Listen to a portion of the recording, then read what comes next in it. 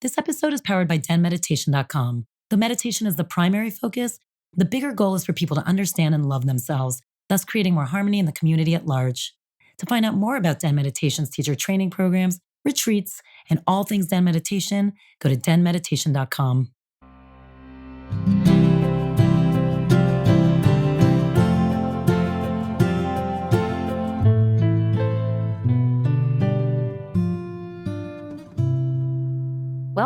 Welcome to DENtalks podcast. This is Tal, your host. I'm the founder of Den Meditation.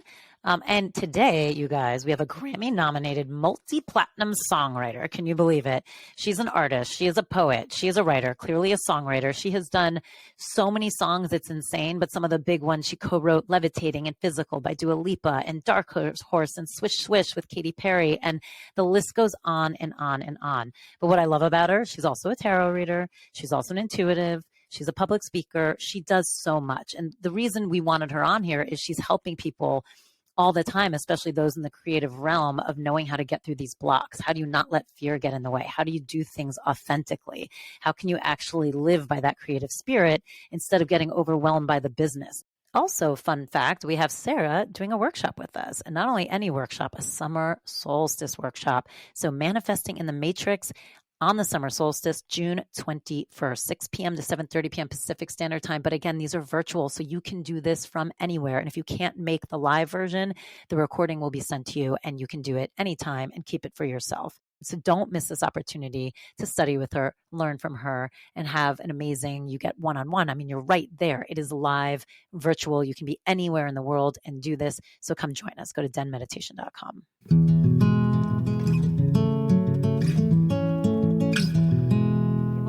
This is a pleasure. I'm so excited to meet you. Hi. I know, you too. Hi.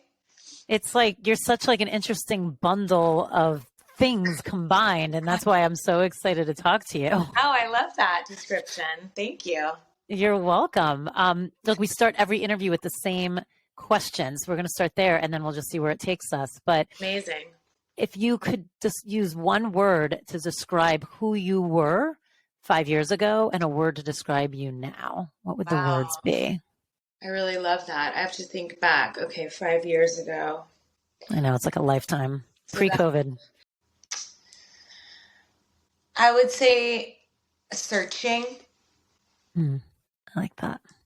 And now I would say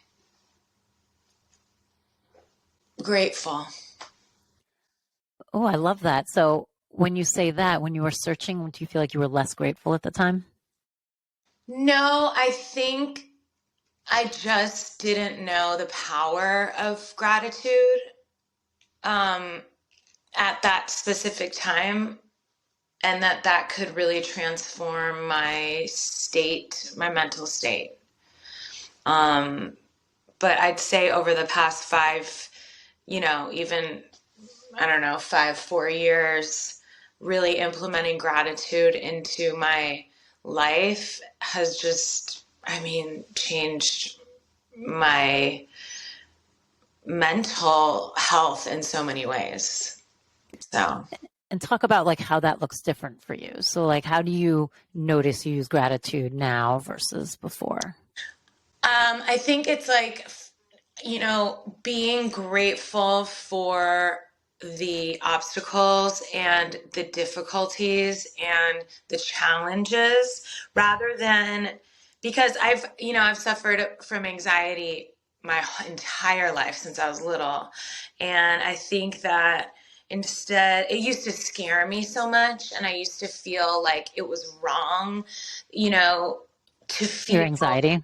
Yeah, just not wrong, but like I used to feel like challenges were just like these big impending, like doom-filled moments.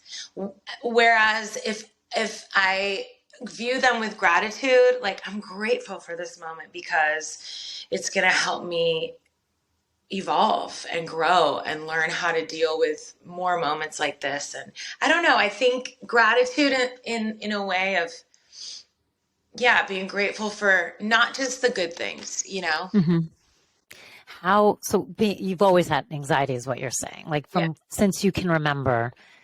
Yeah. Like, Yeah. how did that affect you as a kid?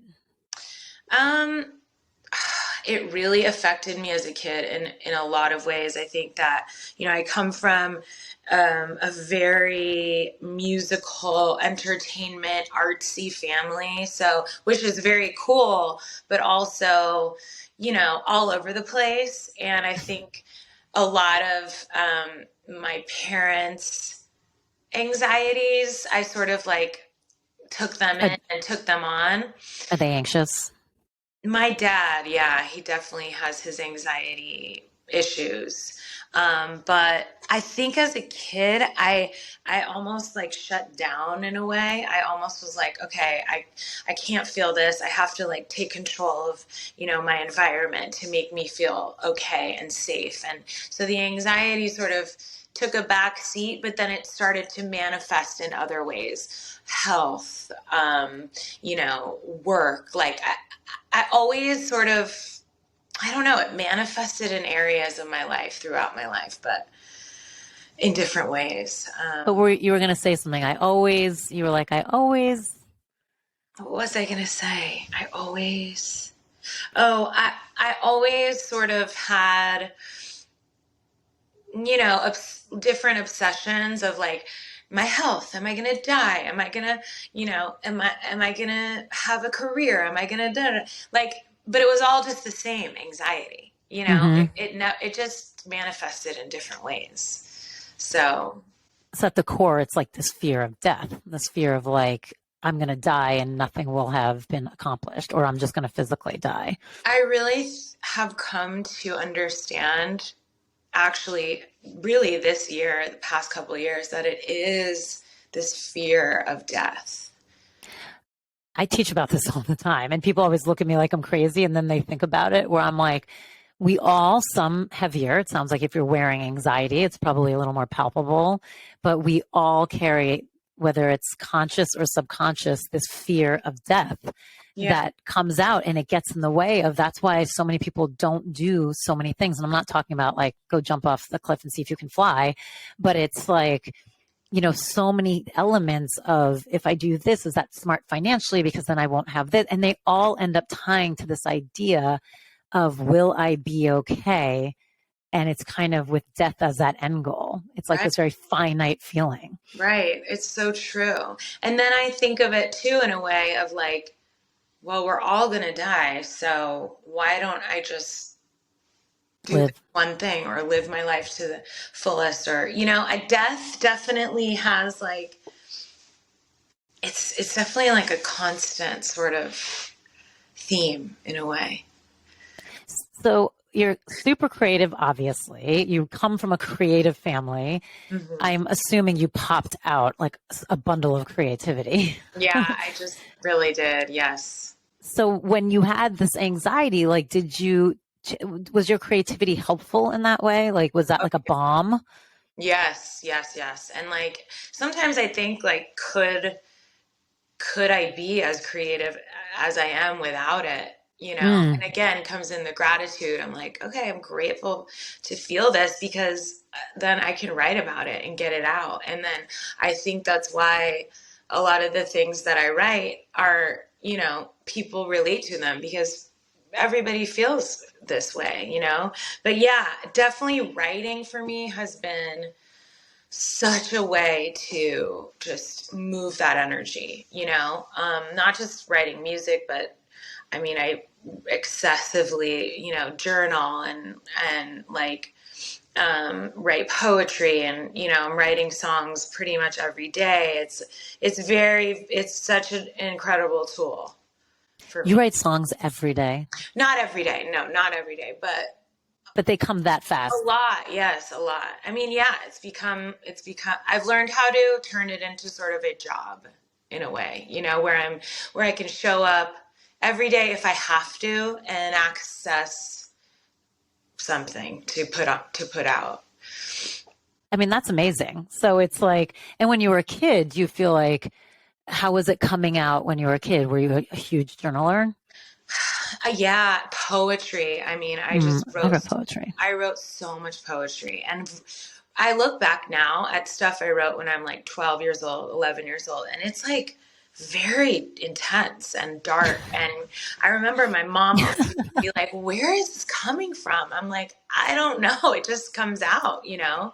Like, give an example if you can even think about like a snippet of something that was super dark. And by the way, 11 and 12-year-old girls are fucking dark. Like, True. I guess true. Yes. I think nobody quite understands the hell that's going on in all their heads. Very, very true. It's a very tumultuous age. I mean, I think just, it was always very like a lot of heartbreak and a lot of, I went to Catholic school, so I also was like obsessed with this sort of, images of like Jesus on the cross and these like heartache sort of, I don't know, this like terror and heartache and emotion. And I think I needed to express sort of that darkness somehow, I don't know. How much of the Catholic school was also part of your upbringing? Like, how much of the religion was actually infused within you, or how much of it was like, it's a school I went to? I wasn't we weren't religious. My dad's family is Italian Catholic, so, very, very religious in that sense, that side of my family. But we weren't like, it wasn't like pushed on me to be Catholic per se. But I would say going to Catholic school, I went to Catholic school my whole life, like a little Oh, kid, wow. up until all girls private Catholic school with nuns and like the uniforms and the whole thing. You were raised in LA, right? Yeah. I always found it kind That's a of like, dichotomy. yeah, really. I always found it very like romantic in a way, like this sort of imagery and sadness and the guilt and like it's very dramatic, It's the drama. You like the drama. Yeah, I loved sort of and the imagery of it. I loved, but it made me rebel so hardcore against religion, organized religion, and in no way was I a practicing Catholic or anything really to do with religion. So it's interesting. It really just pushed me the opposite way, which I'm grateful for, Grateful. Grateful, yes. That's going to be our drinking game for those out there. When did you know, or maybe you didn't know, or when did you feel like, did you always know since you were so creative and raised in a musical family that you wanted to do something within music? Like, I know you also wanted to be a performer in front, or songwriter. Did you always know there was going to be that's what you were going to pursue? Yeah, I always knew, like literally from the time I can remember, I always knew. I wanted to be, Madonna, basically. We all did. Be a pop star. That was my like, I'm doing it. I don't care. I'm doing it. Music. And sort of, I always wrote and was writing my own songs, but that sort of took its own course a little bit later. But yeah, and the high school I went to was like a very college prep type of school. And I was from the beginning like, nope, I'm getting out of here and I'm going for my dreams. Like, did your parents care? I mean, they both did this. They were similar, right? So very similar. Yeah. My mom is a dancer, danced with, she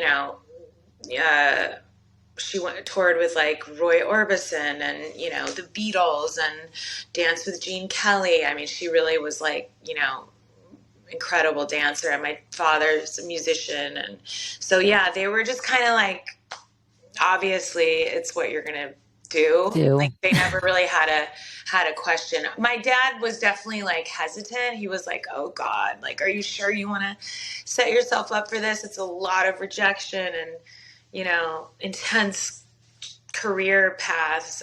But they were always, always, always supportive, which again, grateful.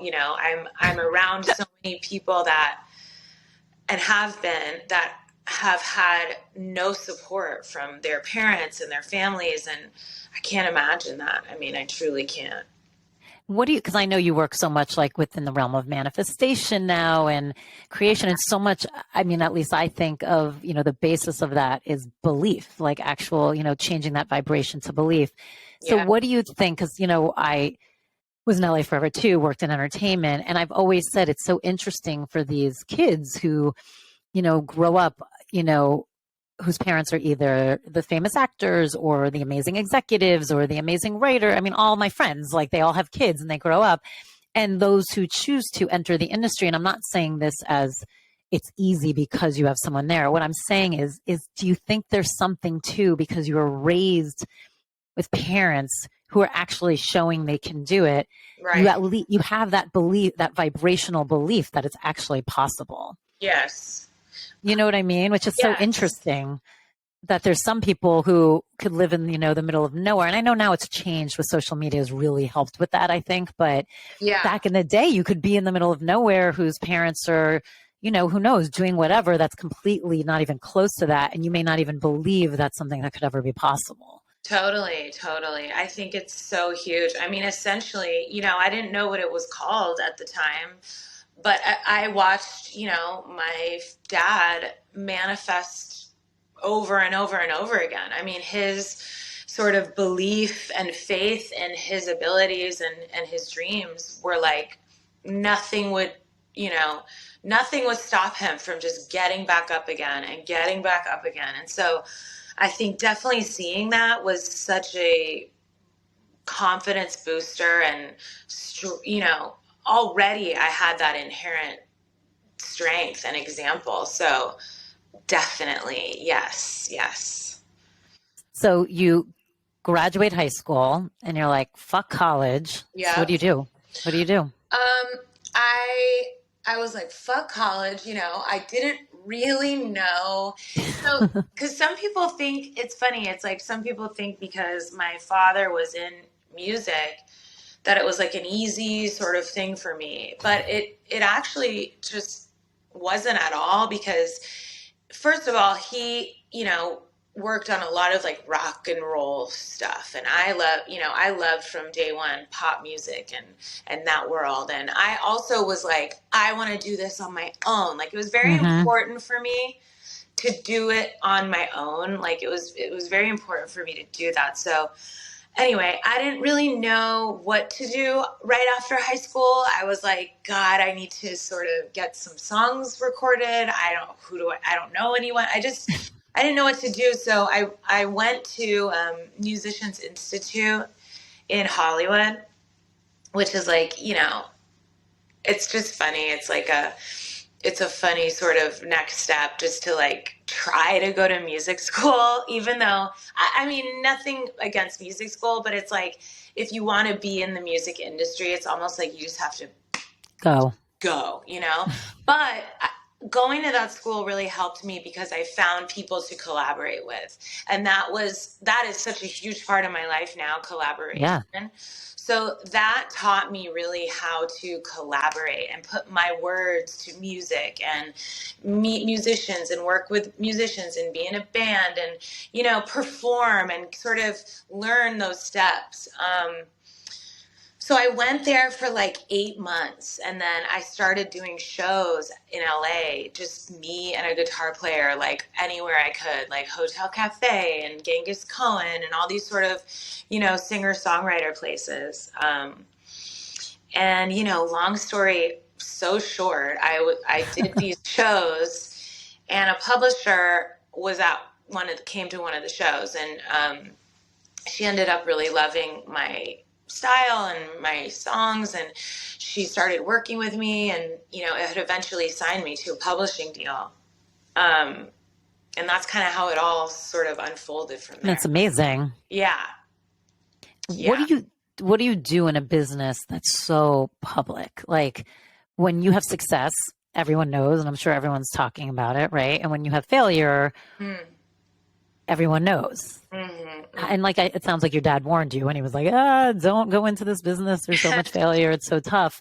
Right. Talk about that though, because I feel like, especially for this audience listening though, I mean, look, a lot of people live in LA, so a lot of people are going for very big dreams, but regardless in life, we all hit disappointment. We all fuck up. We all have failures. We all don't get what we want sometimes. So but where you are, it's very intense. It's like under a microscope. Yeah. I mean, I always whenever I like speak to, up and coming songwriters or just any sort of podcast or talk or anything about, coming up in this industry, one of the things I talk about the most is failure, and that, failing forward, and, the 99 failures for your one success and all these things. It's so imperative to fail and to like, learn and get back up and do it again and get back up and do it again. And there's times, obviously, it's heartbreaking. Like, I was dropped from 2 labels. I thought I was going to be this big, pop star at one point. I was so broke and, filing for bankruptcy and all of these things. But I don't know, there's just this, if you just have this belief that you are connecting with some higher frequency and creating something that has to come out into the world, it's like you just move through the failures, And for me, it was always motivating every time something like that would happen. I would be like, I'm going to show them, I'm going to get back up. I'm going to keep going. I always used it as motivation for me. So it didn't really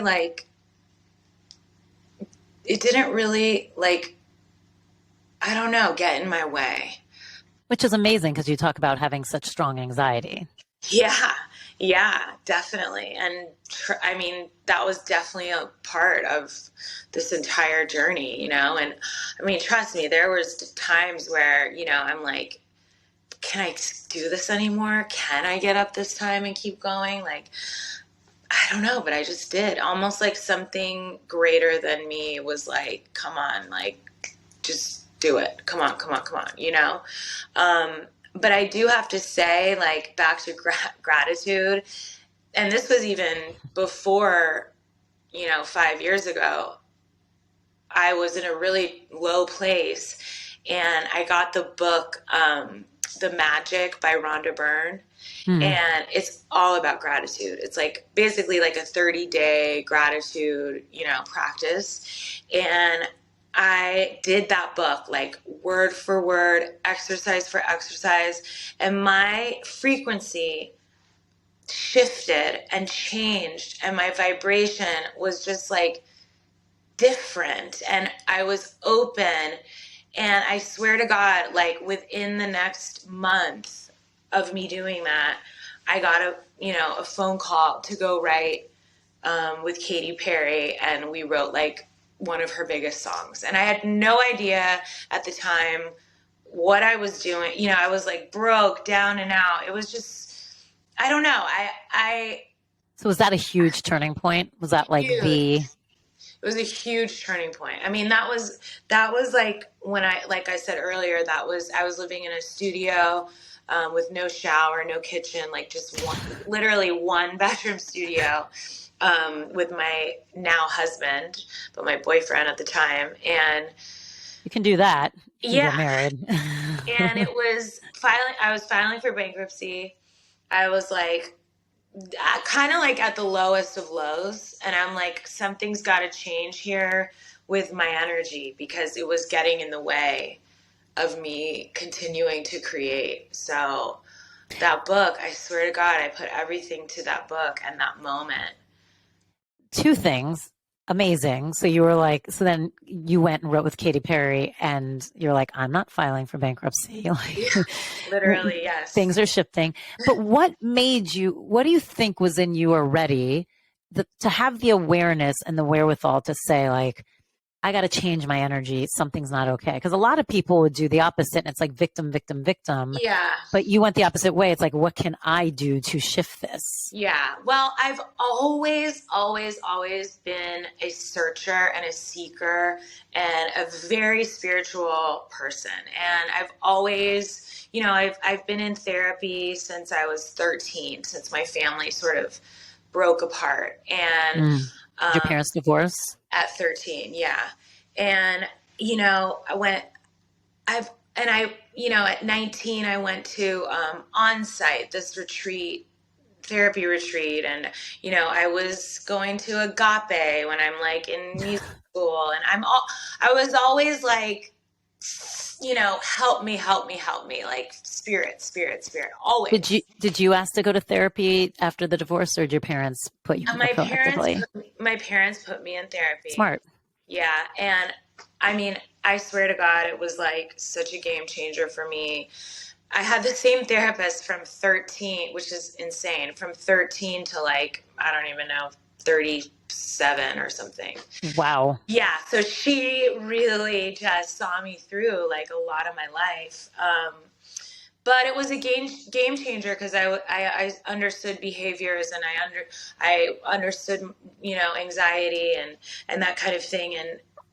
But I was always searching. So, I would just park myself for hours in like the spiritual section and the self-help section of bookstores, and just, you know, I don't know. Does I don't know if that's something just within me it or absolutely could be. I would love to get my hands on your chart.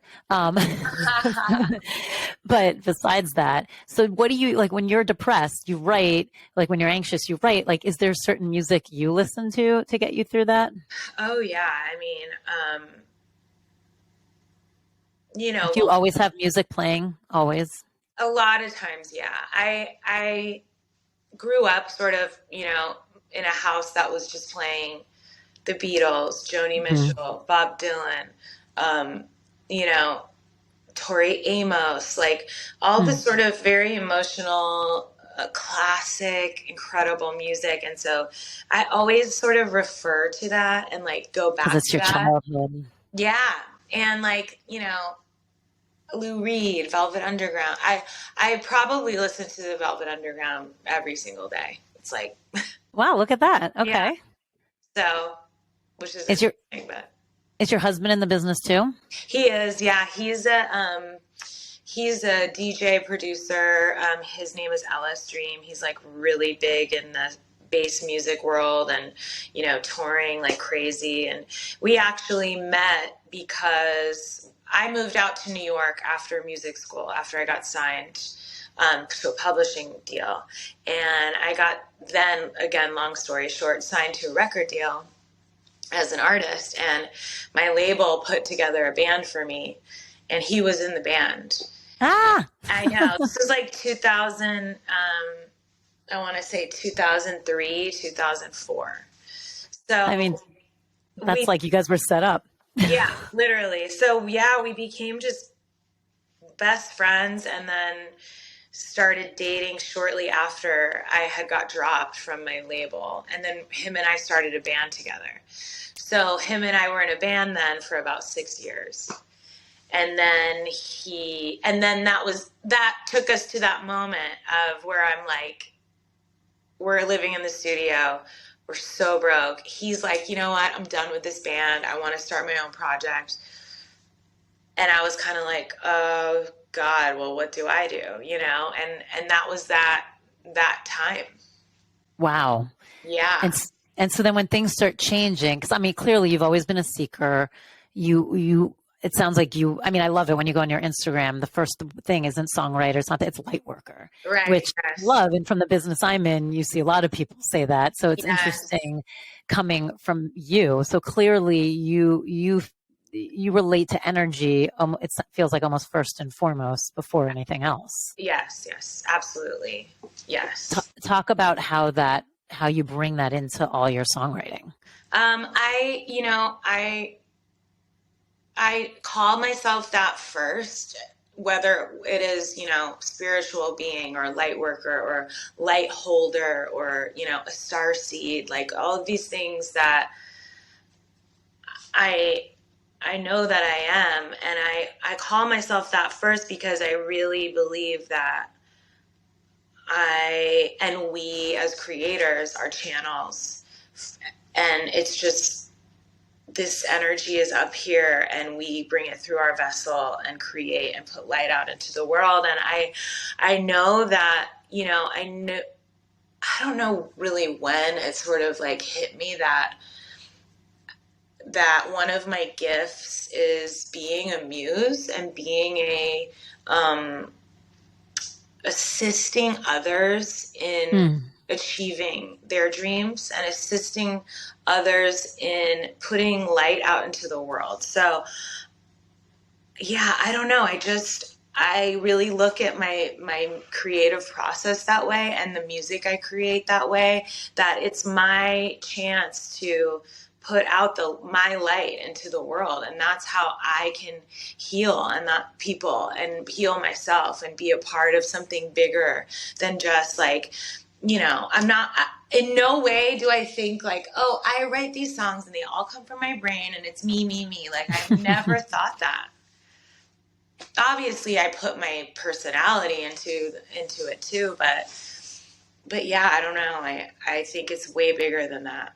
Yeah, I agree, but not everyone says that, especially in your business. Yeah, and I think that that's one of my missions here is to be that sort of anchor and be that energy in this business, in the business that I'm in. Talk about that shift, because, like you said, your original goal is like you wanted to be a pop star. Like for what we did, it's like, in TV, it was like, are you in front of the camera or are you behind the camera? So it's like that same idea. Are you in front stage or backstage, and so it's really beautiful what I'm hearing you saying, and you're saying it with such amazing purpose. Like you truly understand what's so important about it.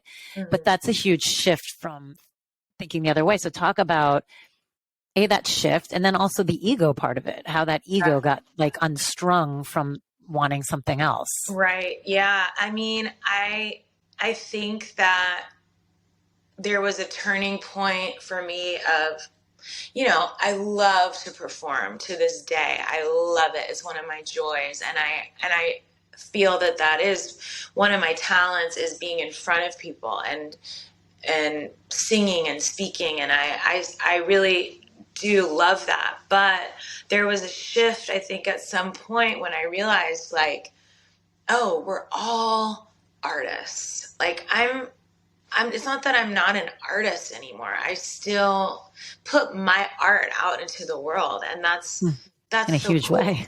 Yeah, and I don't have to be that person that's, in the arena doing it for the people, or I don't know. It just kind of like shifted into this place, and I really I think I fell in love with assisting another artist. Do you remember a specific moment where you realized that fully settled? Do you know what I mean? Like sometimes it's almost like that moment, you're really over that ex-boyfriend because you're like just staring at them so happy for something. You're like, oh, I feel that in my bones that I'm like actually shifted energy. Like, do you remember a moment for you that you're like, yeah, that's like, I feel that. You felt that shift. Yeah, I do. I think that around that time I was talking about when, we in my studio and my band broke up. I was like, that was sort of the moment where I was like, okay, like, well, what do I do? Like, what can I do really well? And what have I been doing all these years? I've been writing songs. So I want to take a second and not write about me anymore. I don't want to write about like what I want to hear. I was kind of over it in that moment. And I met this artist through another writer, a friend of mine named Faraz. And he was making an album, and I hit him up on MySpace. Oh, MySpace days. I know, it's hilarious.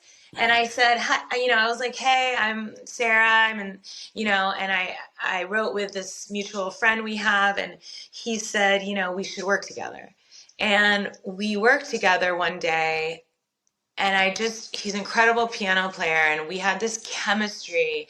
And we loved the same artists. And we loved the same style of music. And it kind of clicked for me in that moment of like, oh, I can write with and for other people also. It doesn't all have to be about me. And I loved it. It just was like a new I don't know, it was a new light bulb that was like, oh, this is cool, you know? And then I think that process and then getting to work with Katy Perry during that time too, it started to just really become clear to me that a big part of my journey here is to, you know, be that for other people too. I mean, what a beautiful gift that you figured that out, because now, first of Yeah. all, you're kicking ass. It's insane, like how Thank successful you. you are, successful in so many like definitions of it, but you can feel it when you talk to you, how just absolutely satisfied you are with what you get to do, Yeah. which, I also think too that for me, you know, I have a tendency to, I could go, if I didn't have like the light and my, you know, God side, if I don't really put attention to that, I can go the complete opposite way. I can really self-destruct and go down a destructive path. And I think as an artist and signed to a label and this whole lifestyle, at least a little bit of it that I got to experience, I don't know that I would have necessarily survived that.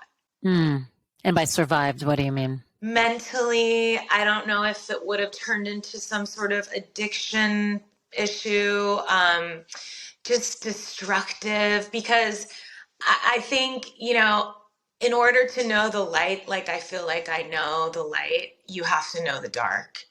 Yes. So, and I have, you know, the ability to go to that dark side, but I consciously keep myself in alignment with the light. So yeah, I don't know if I kind of accepted that too. Like, I don't know if that was your path. I don't know if I had the wherewithal to really survive that emotionally, maybe even physically. I don't know. I mean, right. And you look around, a lot of people don't survive A that. lot of people don't.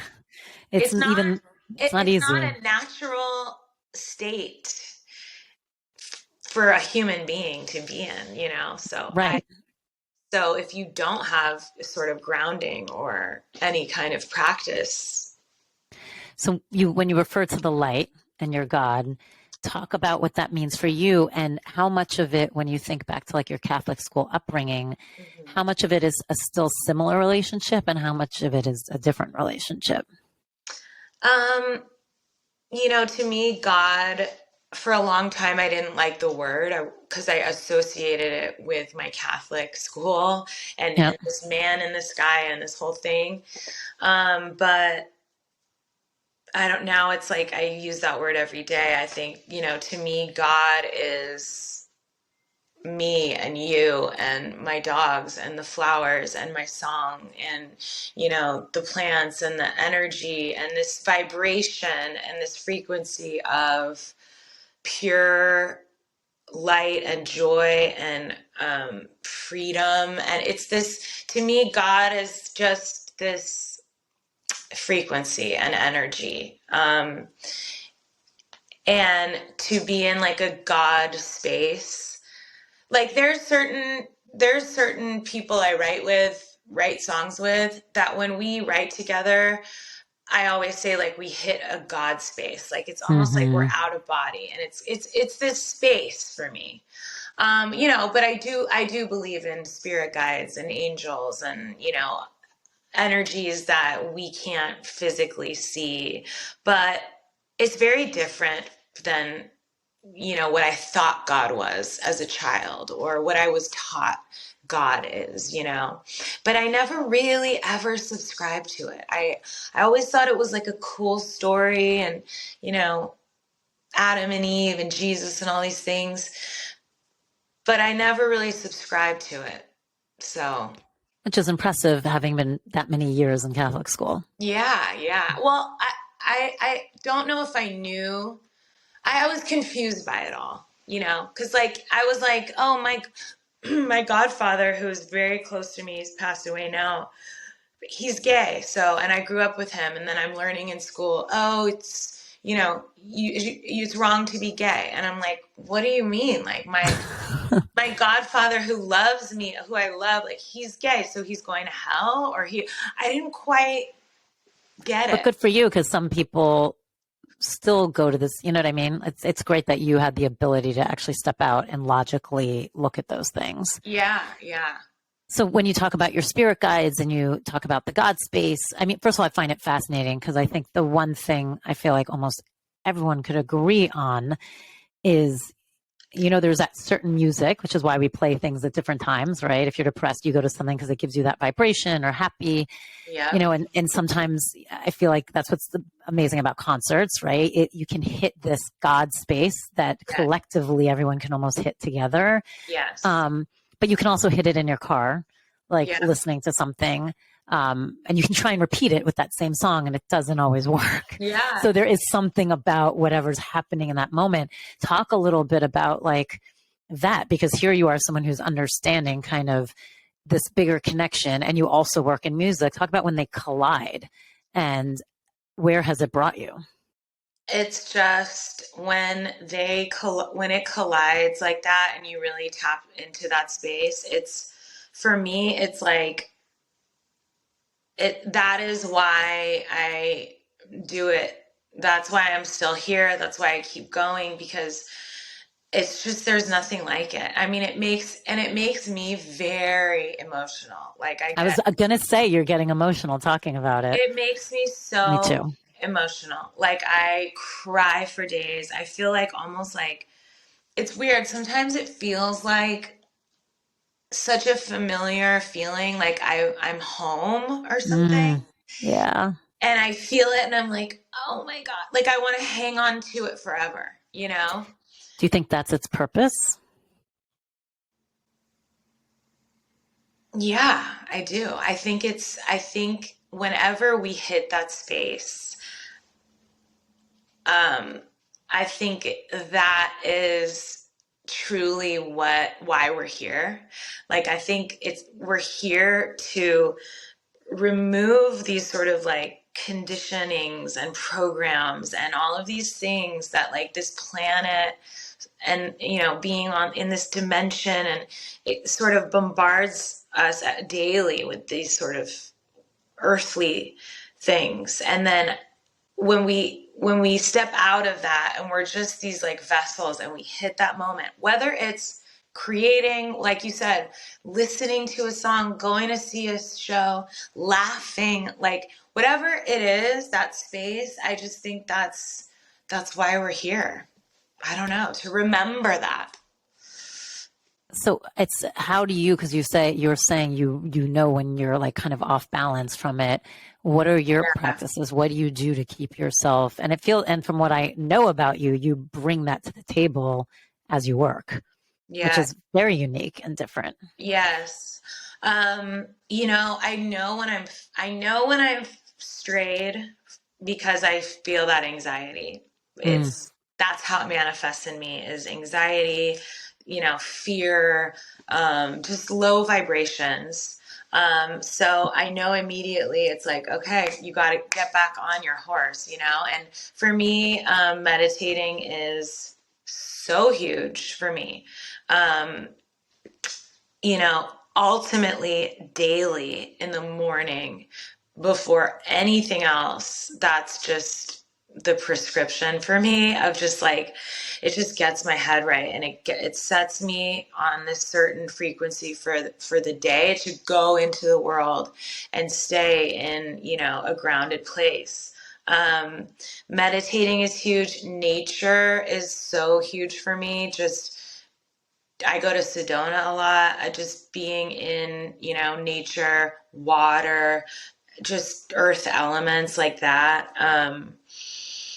And writing, definitely writing. Not so much music, because I feel like, well, I do that obviously as, for my work, and I love it, but I need to write out. I just need to journal. For me, it's journaling, just getting it out, because I have a lot of just like going on in my head all the time. So it's like, if I get it out, it like clears the space. And then the creativity comes through. Yes. Yes. Do you remember the first thing? It sounds like you were always creative, but do you remember the first time you did something that you knew was good?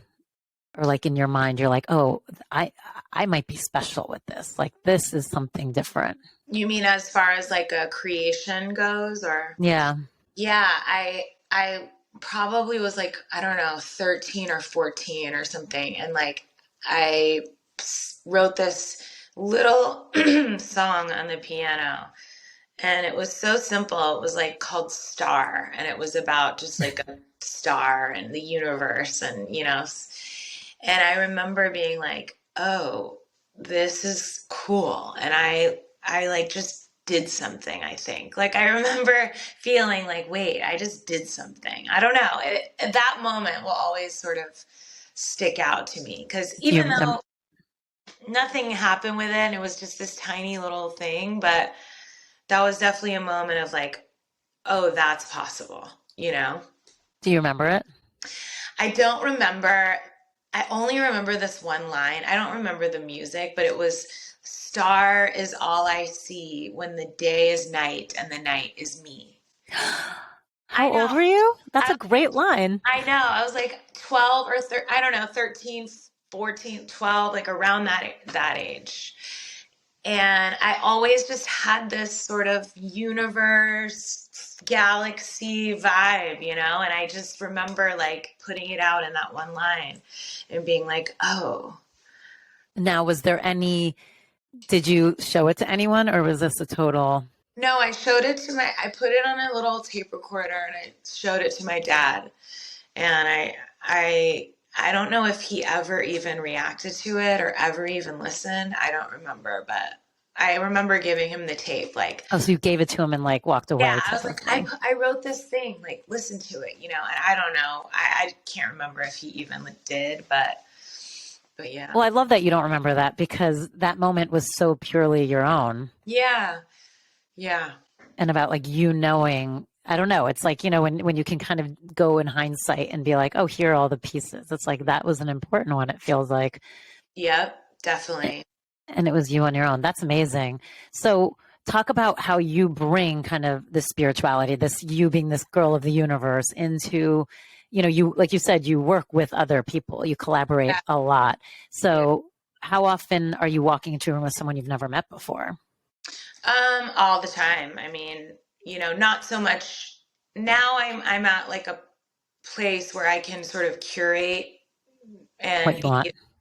be a little more selective with who I'm working with, or but still new people all the time, and I bring like oracle cards with me. I bring, I have to always set the room vibe, the lighting, lighting stage. I'm doing the whole thing, just because energy to me in the room is like everything. So I have to sort of be like, okay, I can like create here,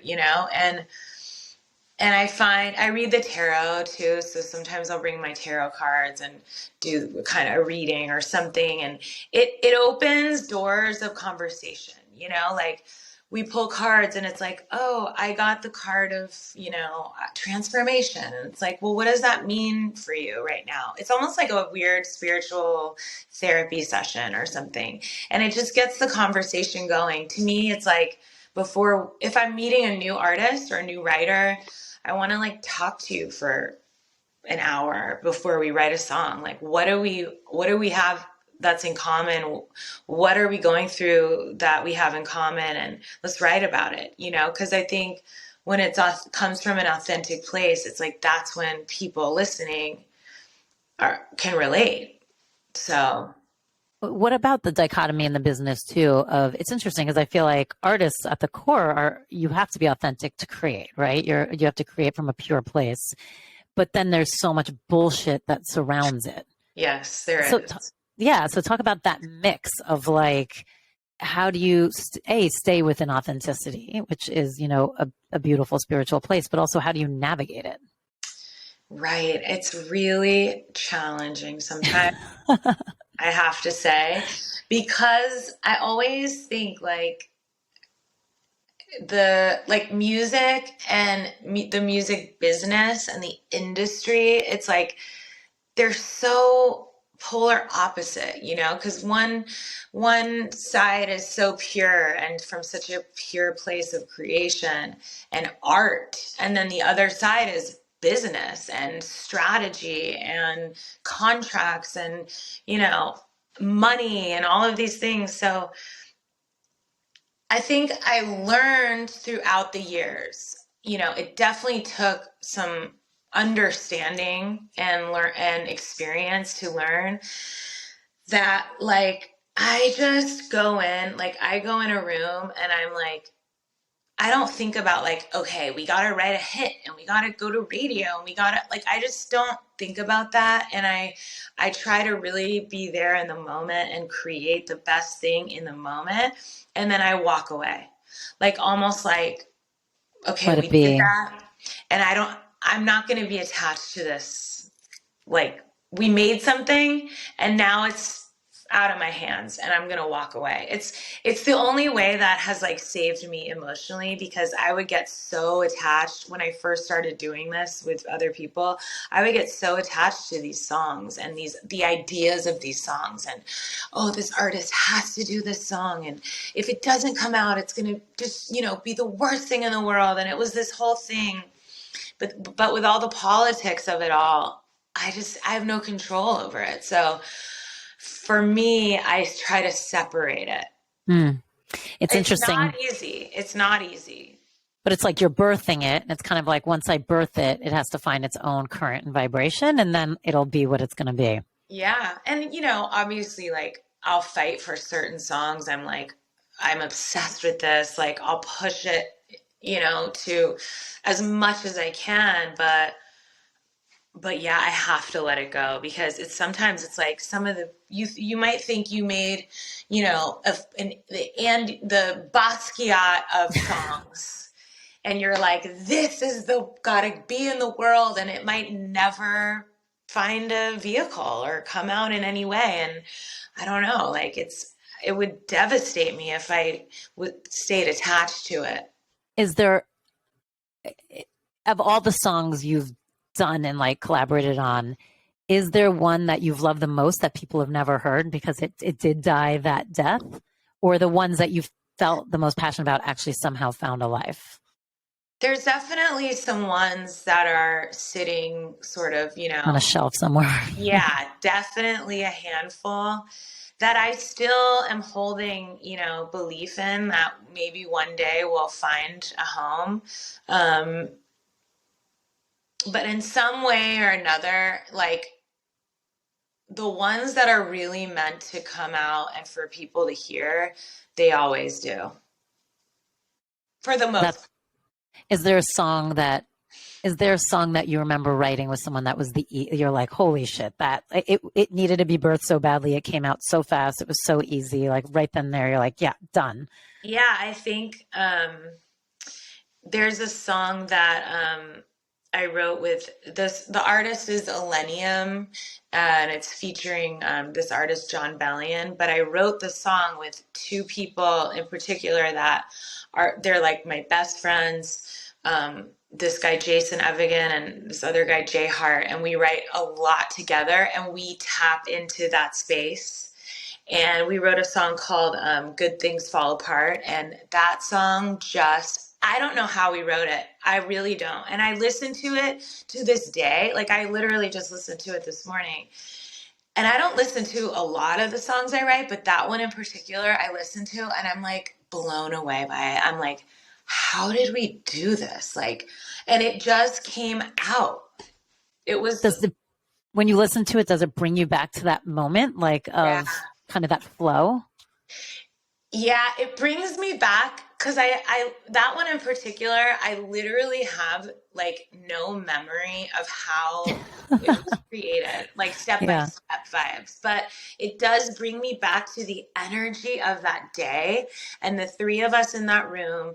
And it was so fun and so emotive and so easy. And like it was an effortless flow. And it brings me back to that space. And that is what makes me emotional, is that space, you Mm, know? yeah. And I'm like, God, that was so special. Like, I can't believe that we experienced that, you know? Do you feel other moments in your life that you could equate to that space that have nothing to do with writing or songs? Yeah, definitely, like, I definitely connection with other humans. I mean, I feel like I have not a lot, but I'm lucky to have like soul relationships, like soulmate Me too. friendships, and, with my husband and my best friends and the people I work with, like those relationships bring me to that space. Definitely love. As simple as it sounds. No, I mean, it's everything, right? Yeah, it truly is. Now, your work, speaking of that space, like you're doing more now than just like songwriting, right? You're doing workshops, you're doing other stuff that's kind of about tapping into this energy. Yeah. Yeah, I did. I always would speak on like panels for music and music industry stuff. And I always speak from a place of, a spiritual place. And I started doing more and more of that on my Instagram. And the Conscious Life Expo, I don't know if you've heard of it, but Yep. something I've been going to for literally, like, I don't know, as long as it's been going, like 10 years or something. They reached out to me last year and said, would you want to do a workshop and speak? And I was like, oh my God. He's like, I'm following your Instagram and you're so inspiring, and would you want to do it? And I was like, oh my God, yeah, like this is so cool. I love talking about this kind of thing. So I put together this workshop called Manifesting in the Matrix, and it's just kind of about the tagline was claim your power in a system that wants you powerless. Yes. So it was like, I formatted it out of just like the steps to manifesting and the steps to really manifesting in a system where we're constantly being bombarded with, like, negativity and fear and all of this. So that was a really big moment for me because I loved it, and I loved how inspired I felt and how inspired these people felt that were there, that walked away and that messaged me afterwards. And it was just like a moment where I was like, okay, I have like a new avenue or a new purpose to put my message out there, So I'm doing it again in February, and this time I want to focus my talking into creating, and how to, like, it's almost like the same thing, like how to manifest in a system that wants you just sort of in fear, but in like music or art or creation, and how to bring these tools into your creative process. And eventually I'd love to do these workshops for creative people, for songwriters, for artists. And, that's sort of my big long-term goal. I mean, I love that because you said that you found your purpose in songwriting because you realized that part of your light is to help others find their light. Yes. And Yeah. so this is a whole nother way to do that, that is still within that same purpose. Yeah. And it's like, we're not ever told these things in this industry that I'm in. Like, it's never about, pure creation and like, Right. or mental health or spiritual health, or how that can all sort of tie into, creating. Like, we're never really told those things. So I feel like there's a big space for that. And it's just such an intense, like, life path and journey in this type of business. In anything entertainment, creative, you're up against so much, and there's so much comparison and ageism and sexism and all of these types of things that, we're not given the tools to be strong enough to like continue, pursuing our dreams. So, Yeah, I can only imagine. I would think you bringing this kind of edge is like the wrong word, but yeah, the spotlight of spirituality and just kind of wholeness into what everyone does. Have you ever worked with anyone that kind of doesn't normally kind of operate that way? And by the time you guys are done, they're like, okay, like they've really start seeing things in a different way. um, not so much. I mean, I've been fortunate to work with people that get it and that are kind of on the same page. There's definitely people that they're not into sort of any of that type of vibe or energy, and they're just in there to write a song and that's it, and that's cool. Like I'm we don't have to have the same outlook But on things. That's just how I do it, but I ultimately, yeah, I haven't really been met with much resistance, I have to say, on that end. well, that's great. And that says You know, something, right?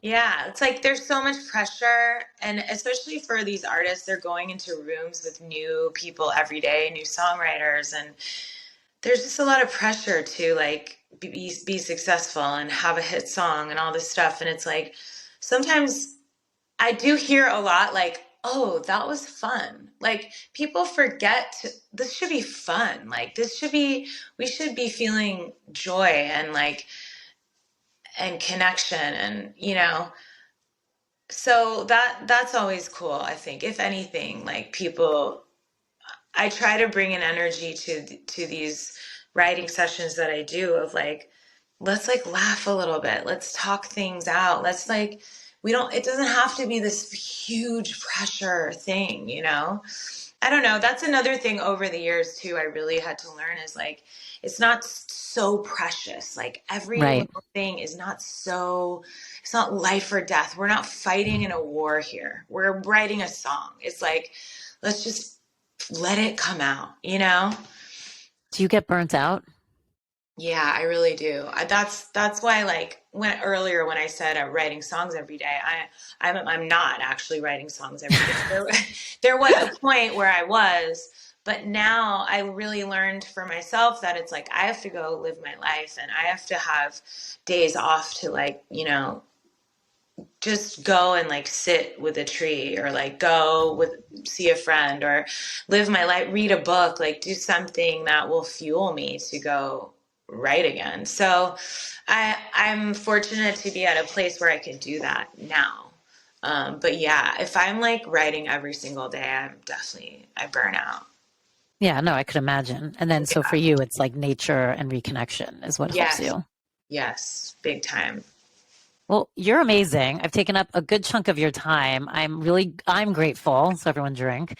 Um, I'm very grateful for this because I do think, first of all, it's amazing. I mean, the people you've worked with, the things you've accomplished, it's incredible. But I just really love your take on it all, and I do feel like you found a way to harness all of who you are. And I think that's what everyone needs to learn, no matter what they're doing, whether it's in the creative field, because everything is creation, even if Yeah. you're a lawyer, you're creating every day. So Yeah. it's like, how can you harness that energy? I think it's so important. Yes, well, thank you so much. I agree, and I love talking about this, and thank you for having me. And I love love love the Den and everything you guys are about. So I'm really grateful. Oh, I appreciate that. So everyone hold on a beat while she does her personal practice for us. And thank you. And we should have you come do a workshop for us. I would love that. I would Yeah. love that. And now Sarah is going to lead us in her personal practice, and she is going to show us how we can really harness gratitude. So something that's worked for me in my life a lot is a practice of gratitude. And it's a 30-day practice. And if 30 days seems overwhelming, it can be a 10-day practice, but has to be a consecutive amount of days. So let's say 30 days, like it's a month, right? Every single day. For me, I love to do it in the morning just because it sets my day. It starts my day. It's writing down 10 things that I'm grateful for. And it can be down to the most specific thing of, I'm grateful for my hands because without my hands, I couldn't pick things up and pet my dogs and whatever it is. So you have to say what you're grateful for and why. And you write down 10 things.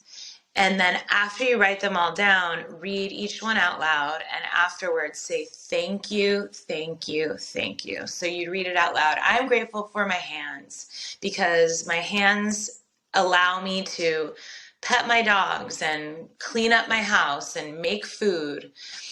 And then, really take it into your heart space and say, thank you, thank you, thank you after every single thing you're grateful for.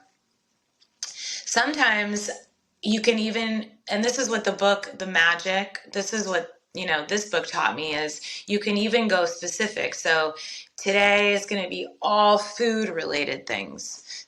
I am grateful for the farmer that farmed these potatoes because I'm enjoying these potatoes right now. It goes down to every single aspect of food. And then the next day it can be whatever, health. And then it can be animals. You can do different themes, or you can just, pick anything that you're grateful for. And literally watch how you feel from the first day you started to the end of the 30 days. And like I said, even 10 days, 20 days. Your frequency you're at a different frequency, you're at a different vibration. You are so open to manifest and to bring in more abundance and more gratitude and more things to be grateful for. That's the whole practice. So yeah, I like to physically write it down too, not in my phone. I like physical. There's something about like a physical pen to paper that's like getting it out. So that's my 30-day gratitude practice.